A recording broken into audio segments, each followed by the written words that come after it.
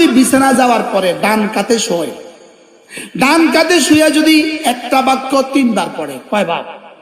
আল্লাহর নবী বলেন আল্লাহ তাআলা তার গুনাহগুলোকে মাফ করে দিবে। যদি পৃথিবীর শুরু দিন থেকে আজ পর্যন্ত বৃষ্টির যত ফোঁটা ছিল তত ফোঁটার সংখ্যা বরাবর,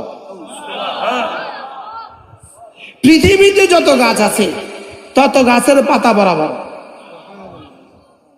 কি শুনলেন? এরপরে রাসূল বলেন পৃথিবীতে যত ধূলিকণা আছে তত ধূলিকণা বরাবর। এবার এত গুনাহ কার কার আছে? কোন মুমিনের এত গুনাহ আছে?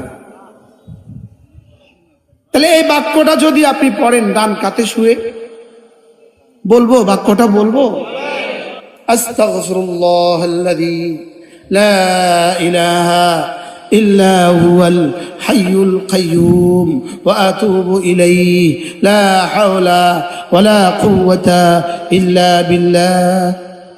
আজ থেকে পড়বো তো? বলেন ইনশাআল্লাহ। রাসূল জীবনে যখন যা করেছেন বলেন, আমিও আমার জীবনে তখন তা করব, বলেন ইনশাআল্লাহ। আল্লাহ তাআলা এই মাদ্রাসাকে কবুল করেন।